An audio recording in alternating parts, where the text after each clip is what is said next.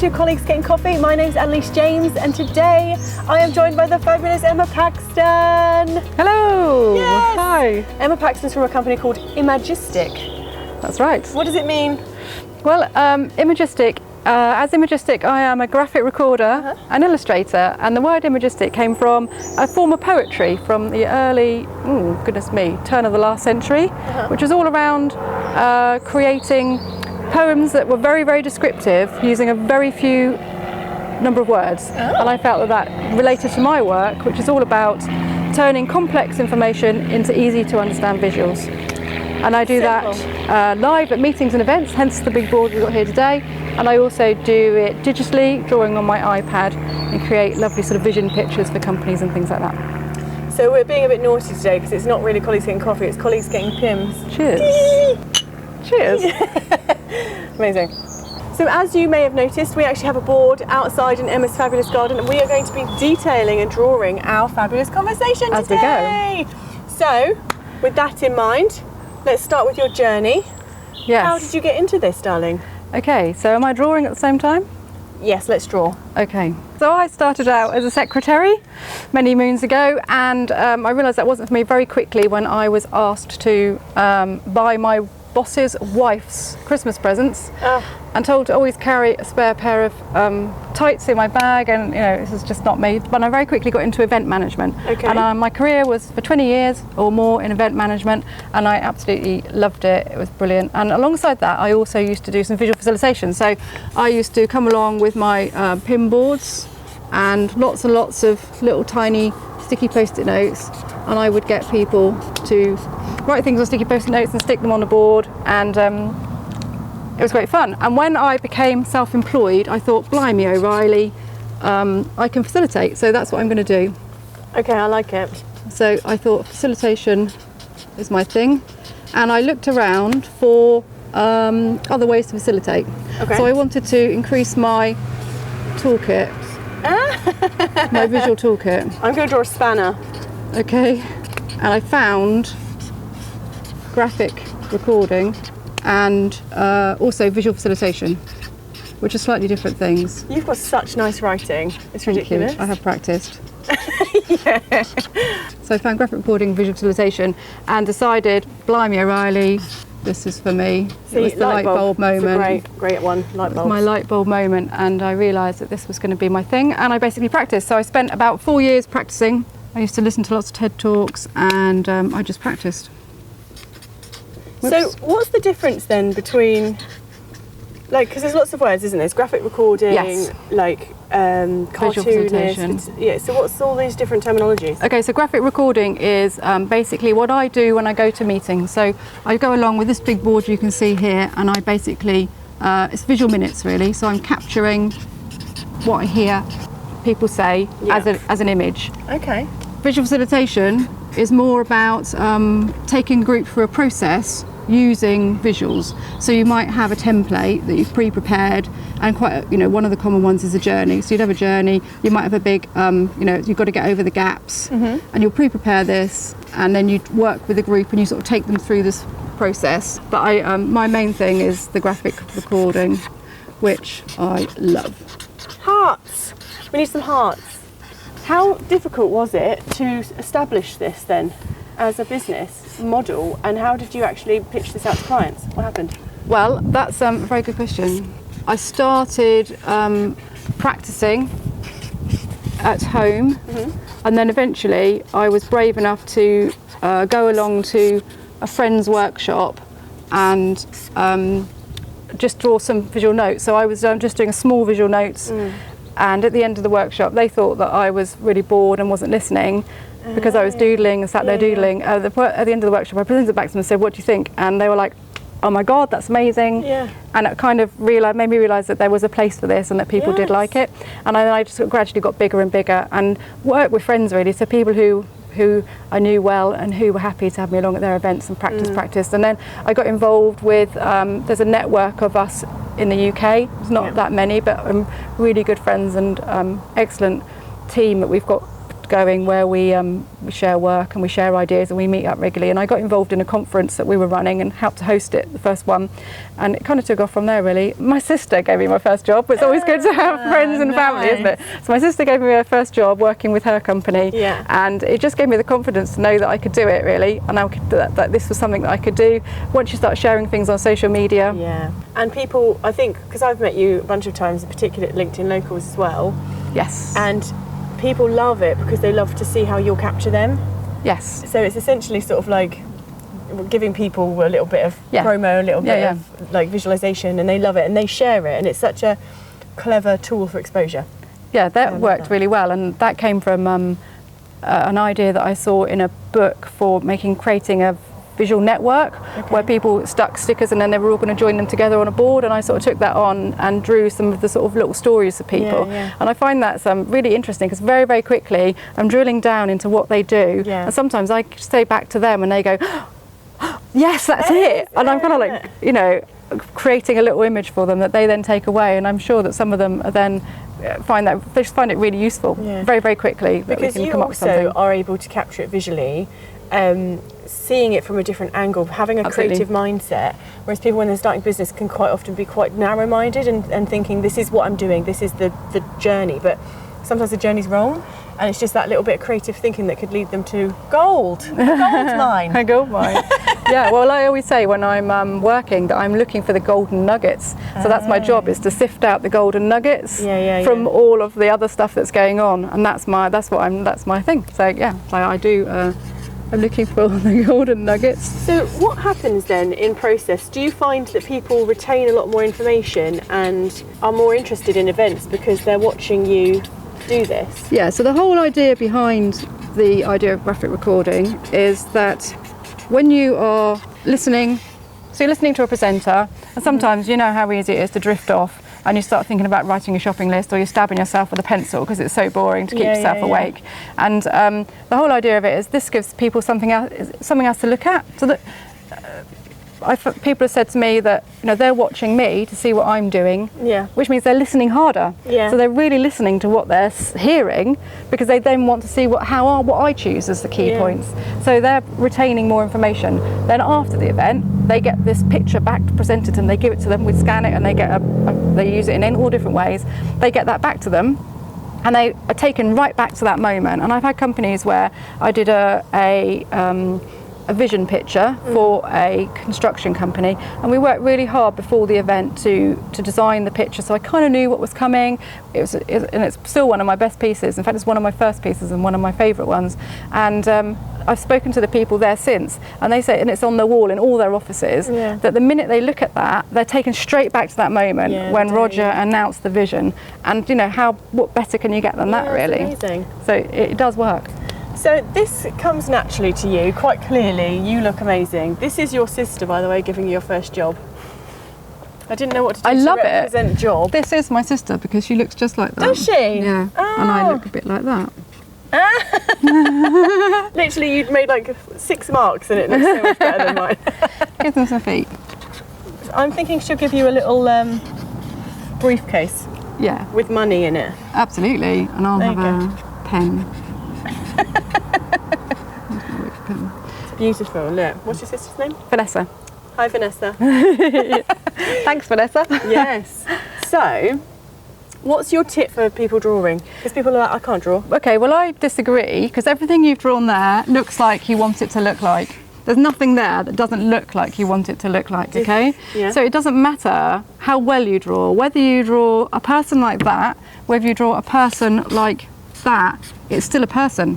Whether you draw a face with hair and, that's a really quick person, but equally you could draw a beautiful portrait of somebody, or you could draw it like that, or you could just draw a circle like that, and you've got the same thing. So it kind of doesn't matter. I suppose it's comparison, isn't it? It's about, and also we all compare ourselves to other people. Yeah, and it's actually quite damaging, isn't it? Yes. Comparison is the thief of joy, they say. Indeed, and really, we all need to walk our own road. 100%. And I have learnt that as well, because I look at other people's work, as we all do, and we're like, oh my God, how do they do that? But you've no idea how they did that. They could have spent months preparing that before they walked into that room. You've just got no idea.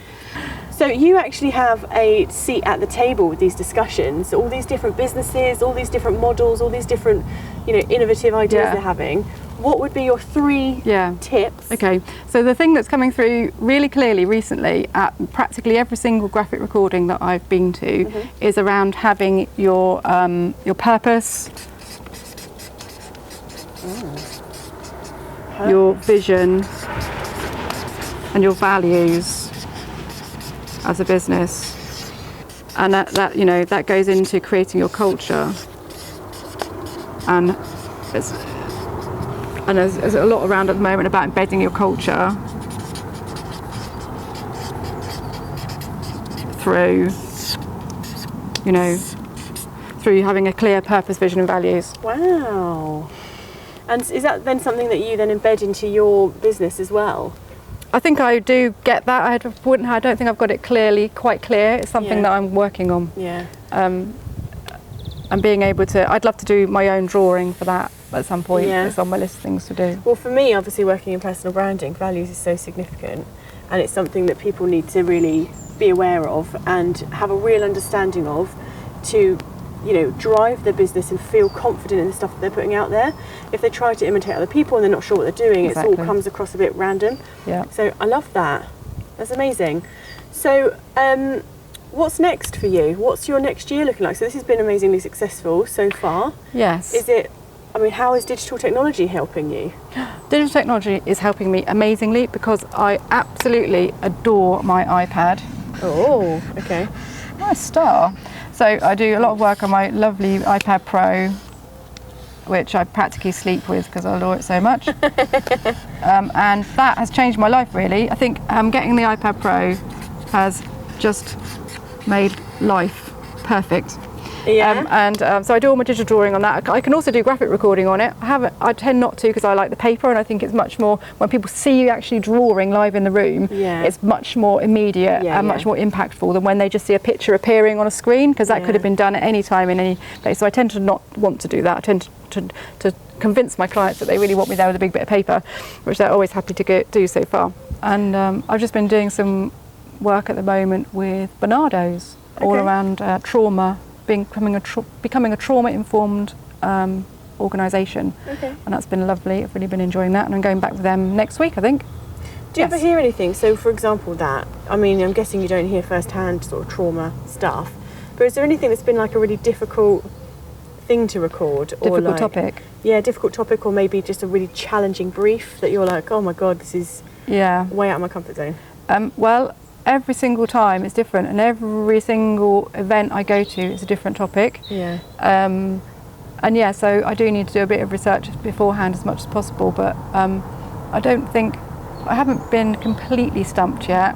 I know people who work in the health industry, and they have to really do a lot of research to really understand that, but my work tends to be reasonably easy. But the Barnardo stuff, I have been working with the lady who's running the programme before that, so I've done some sketch notes for her, quite a lot of sketch notes for her that she uses in her work and in her books, so I've kind of got a bit of an idea before we got to the event. And this week I'm going to redraw the same event again, so we've done it once, now we're doing it again, so I get to repeat it. So it'll be really interesting to see how that works out, whether it's better, or because they're all waiting with bated breath to see what comes out of me this time, so it's a bit of a challenge. This is amazing, and quite clearly everyone in the world should book you at their event, not going to lie. But if people want to actually do this themselves, they want to harness the power of art, obviously not as terribly as me, how can they do it themselves? So if anyone's interested in getting started with visual note taking, just Google sketchnoting, and there's a guy called Mike Rohde from America, and he invented sketchnotes, which is personal visual note taking. And I've got a lovely book called Sketchnote Handbook, and it's a great book to look at because it's all in pictures and you can really understand it really easily. And in fact, I'm going to a conference in August, which is a 3-day conference all about sketchnoting, which is incredibly exciting, and I'm really looking forward to that. And it kind of is a crossover between live drawing and then your personal note taking. The difference, I think, with the personal note taking is obviously it's what you want to remember. It's not what I think you should remember. It's what you want to remember, and therefore you're going to remember it even better because it's your own personal notes. Yes. Okay, so I understand that you have a little sneaky surprise for us. Yes. To go through it. Yes. So let's get a Pimms. Yeah. We'll set up indoors because if you haven't noticed, it's very loud outside, which is fine. It's starting to get a bit chilly. So we'll relocate and see you inside in 5 minutes. Hi, welcome back to Colleagues Getting Coffee, now indoors because it's a lot quieter. Emma is now going to go through visual note taking, and I am personally going to be memorising this because this sounds amazing. Let's get started. Thank you, Annelies.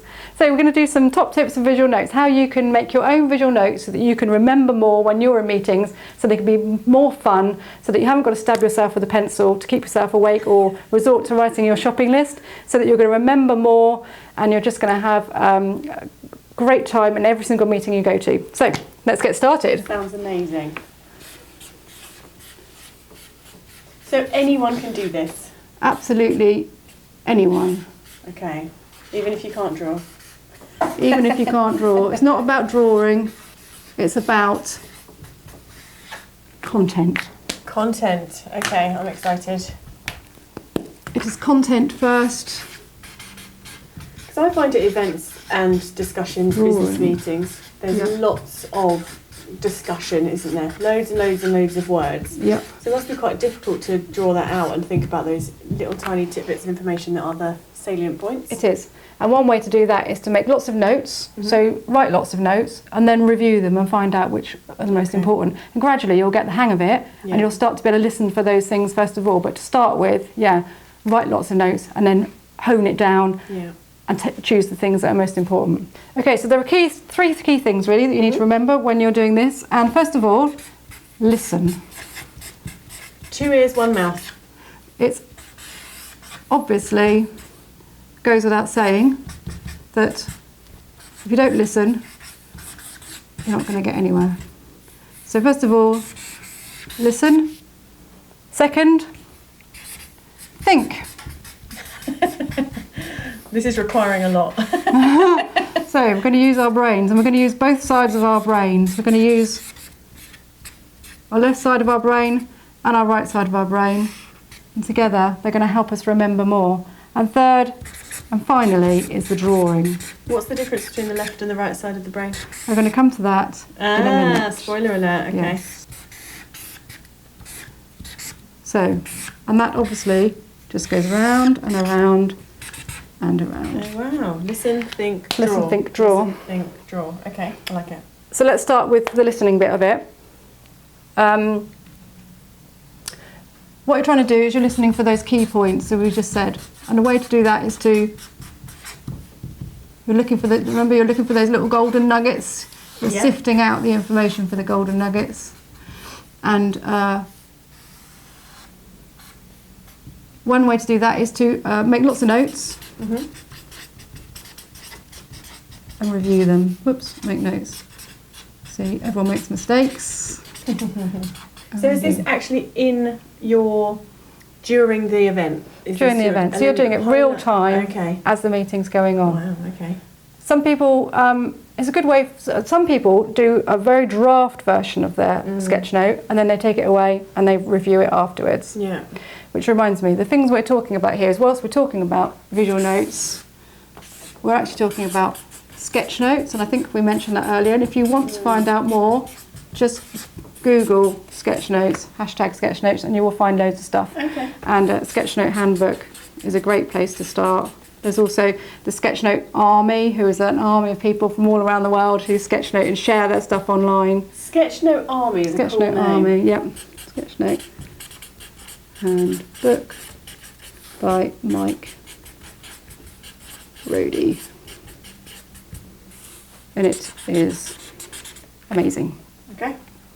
Okay, so so back to our listening. We're listening for the keynotes, you're making some rough notes and you're going to review them. Yeah. You're sifting for the content to find those golden nuggets. Love it. And then really, you've got to then think about what that's going to look like on your page. So one thing to do is to set your page out before you start. So before you go, you need to work out what is going to happen at that meeting. So it's a bit of planning before you get there. Okay. You know what time it's going to be, you know when it's going to start, you know when it's going to finish, you know what the content's going to be. So you can plan out your page using time. So set yourself some timings. Okay. So you know when different things are going to happen so that you've got enough space. Yep. So it's one of the things I do when I'm drawing big is to work the page out so I know that morning, afternoon, so you don't run out of space. Yeah. So you want to do a similar sort of thing. I'm one of those sorts of people who start writing even across an A4 page and it just goes off the end. And I'm like, oh no. Yes, exactly. So you need to just do a bit of planning. Okay. So you plan out how that, and then you also plan out your template of the page. So you might decide, well, I'm just going to write in 2 big long columns. You might decide you're going to write in boxes. So I'm going to put my key bit in the middle bit, like a mind map, and I'm going to work all around it. Okay. There's lots of different layouts that you can use. You might do a grid. You might say, well, actually, I quite like drawing this way around because I can, you know. Maybe in this example, so you know, one of the things you're going to be talking about is like ideas generation. You could do a big light bulb and fill it up with all the ideas. You could do a big light bulb, indeed. I'm learning. You are learning. Yeah. So, and the other thing to do is to get your titles on first. Okay. So before the meeting start, get your titles on. Titles before. Prep. This is your prep. Titles on before. So that's, you can make those quite pretty. You know, you might do some bubble writing or write it in one colour and go around the outside and give it a bit of an outline. Okay. Just to do that before you get to the meeting. And it means that when you get there, you're straight into the content and you're not fiddle-arsing about getting lost. This is very simple stuff, but I would never think about it. Exactamundo. Simple but obvious. So yeah, so you've done your prep, you've got your titles on and you're ready to go. You know what your layout's going to be, and you've started to listen and you're listening for these lovely golden nuggets. There's gold in them there heels. There's gold in them there heels. And then so the thing you want to do is start with get the words on. So forget about the drawings, forget about the pictures, just get some words. Okay.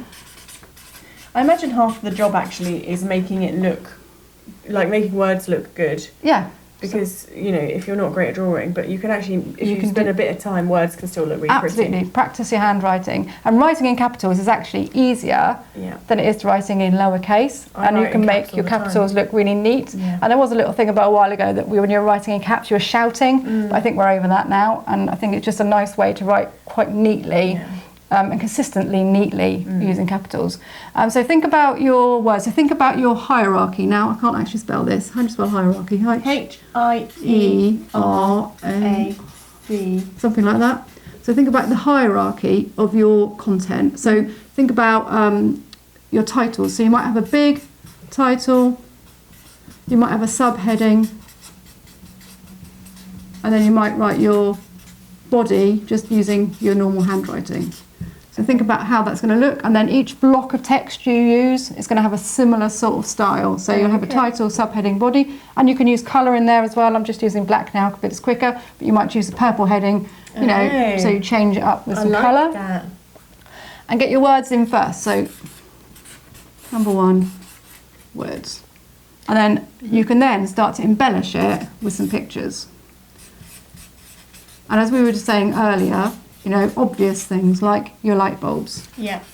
Really obvious things, but the more you do it, the more you find things that you can draw for each of your, for whatever you want to do. And the best way to do it is if you don't know what to draw, just Google it. And I use Google is your friend. Google is your friend. Google is your friend. Google's everyone's friend. Yeah, and you can find, and just look on the images. So the images tab, and there's always something there that you can find to draw. So get your titles in first, work out how your subheadings are going to look, and then come to the drawings afterwards. And then third from that is to think about the connectors. See what you did there? You did your little arrows and you connected that up. Yeah, connected that up nicely with some arrows. Connectors, and you've also got banners and boxes. So when we're talking about connectors, it's how you connect information together or how you divide information. So they can be connectors and lines. So here you've got things like, obviously you've got your dashy line, you've got your straight line, you've got a wiggly line, you've got zigzags, and you might want to get a pen and join in this bit if you want to. For your banners and boxes, you can just have a simple square around some text. You could have some circles, you could have some speech notes. I'm just going to change my pen because that one's running out a little bit. I've got another one. I'm compelled to draw a light bulb. Here. Now I've talked about it. So you've got speech notes, you've got thinking bubbles. Oh, I love those ones with the speech ones coming out. Can I draw in a colour on this? You can do whatever you like. So, yeah, so you've got thinking bubbles, and then you've obviously you've got banners. You're good at this. outside you were doing the arrow thing, weren't you? With the arrow, with the... Oh yeah, they're great, yeah. With The arrow with the little box underneath, which you can put your heading into or something. Yeah. Love it. And we're So going banners, to boxes, connectors and lines. News.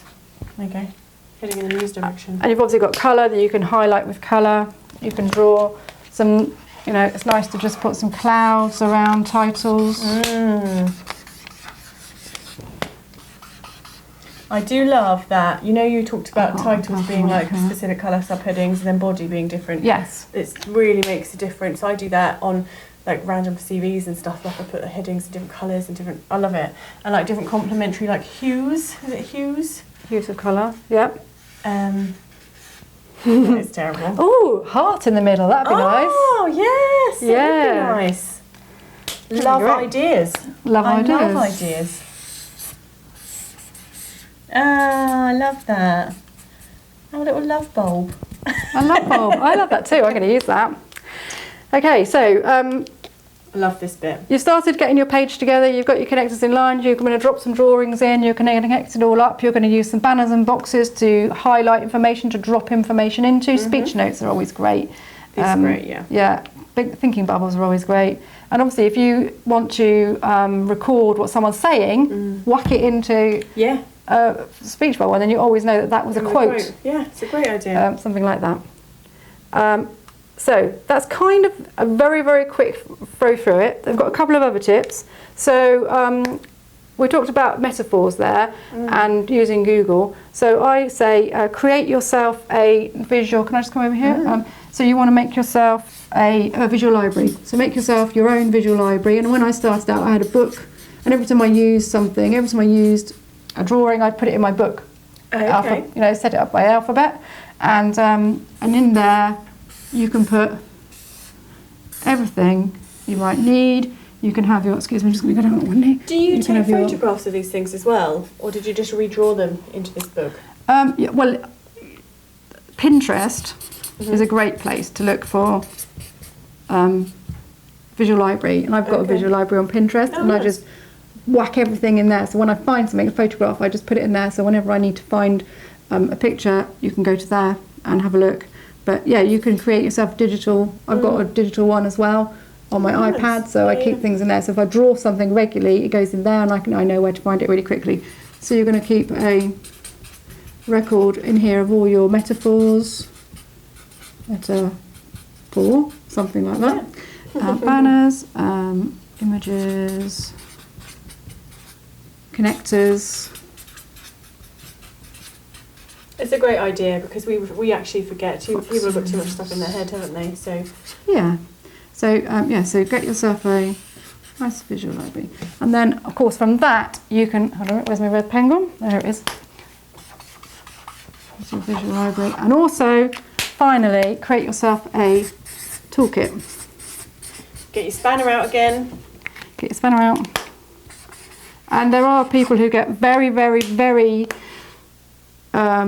They have to have the right notebook. So everyone likes moleskin notebooks and particular types of pens. And you know, before you know it, you'll have a bag the same size of mine with all your bits and pieces in. So create yourself a toolkit. This pen's running out now.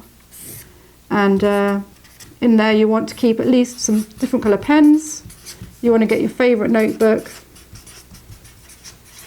I'm also some scrap paper. Me too. I've got a whole box completely unused notebooks. Oh my this god, big. dude. I give them away eventually. Scrap. I've got one of yours in my box that you gave me. Scrap paper. I love that. Because I can't say no to a notebook. Pen, so you want to get a pencil. You want an eraser. And yeah, take that everywhere you go. Fundamentals: pens, notebooks, scrap paper, pencil, eraser. Yeah. Love it. Notebook. Oh, here's a little. And Love it. And something to sharpen your pencil with, probably. Perfect. So that's your toolkit. Okay. And also, don't forget your visual library. Oh yes.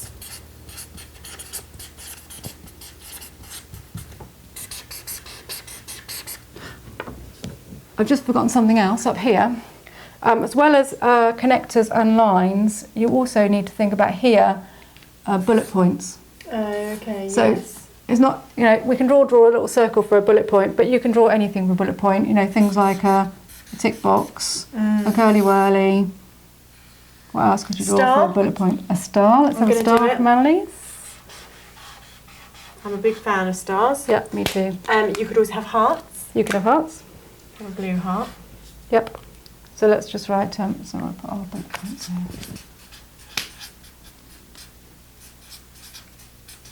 Bullet points are a sketch noter's friend because they divide everything up and make it really easy to see. Well, even in here, you're actually absolutely dotting, break it down into the hierarchy and the bullet points and everything. Very important. Okay, I love it. Okay. Is this everything? I think that probably is enough to get started. Yes. So, big question. Why? Why? Yes, that's a very good question, Annelies. Thank you for asking that, because we've got some space over here that we can just write it down on. We have that space. So, why do we do this? Well, I think we mentioned earlier that this is a great way to help you remember more. But why does it help you remember more? Basically, when you're writing notes like this, you are using both sides of your good old brain, and you're stretching it and making it work harder. Okay. You're using your left side and you're using your right side. And I think this is the right way around. So this is your logical, maths and word side. Okay. And this is your arty side. This is your imagination. Okay. And basically, when you use the two together, the result is you're able to remember more. Oh, okay. And it's as simple as that. It's been proven, I couldn't tell you who proved it, but it has been proven, R-E-M-E, remember more. Fact. And then, if you remember more, you're able to recall it, you can sound super impressive to all your friends and family. Yeah, but also sketch notes, these are really great conversation starters. So to share the information with your colleagues, so if you go to a meeting and you want to take it back and share it with other people, what better than to give them a lovely visual reminder that they can look at straight away and know exactly what happened. They're really good. They can take that conversation to the next level. So, you know, you're presenting, it's a way to present information back to other people as well. Yeah. And you're cutting out the middleman if you just do it in the moment too. You don't have to like then go and absolutely create this stuff after the fact. Yeah, I mean, and also, you know, it's fun. Yes. It's creative. It's letting the inner child out. Yeah, and there's a really lovely TED talk by a lady called Sunny Brown, which is S-U-N-N-I, and she talks about doodling, and it's all about doodling. And she talks about how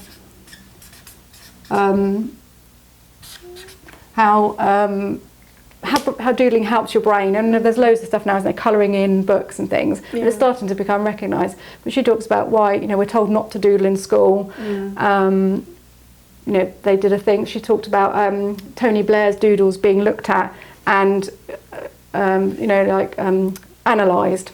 For what he was drawing. Oh, how interesting. Yeah, so there's people have always said, you know, you shouldn't doodle, but actually you should doodle, but doodling with a purpose. So she talks about doodling with a purpose, and this is doodling with a purpose. Well, because a lot of people doodle to waste time, but actually if you were channeling it into something creative, then, you know, you might hear that snippet, that golden nugget, you might hear it and retain it. Yeah. Wow. So I think that's it. I'm going to do this tonight. Oh, one other thing. Yes. So, my little book, which is a very small little storybook. This is actually magical. Of all these things, which also makes, so all of this is in this little book, but also it's an amazing thing because it's all joined up in one piece of paper. I just love that. It's crazy and I love it. Yeah, so just get in touch and you can have one of these and you can print it out and make your own little book. So how can people find out more about you? You can visit my lovely website. Okay. Which is, here you go. Emma Paxton, Imagistic.co.uk. Amazing. With the lovely Anne. on, I want to know. I want to know how you're going to spell it now. You told me how to remember it. I did. I tell everyone. Annelies. That's it. Weird. Super weird. James, and your website? anneliesjames.uk. Beautiful, beautiful There we work. What a lovely job you have. I do. It's the best job in the world. I bet. And thank you so much for sharing this. This is amazing. Thank you. Thank you. And thank you. Thank you. Bye.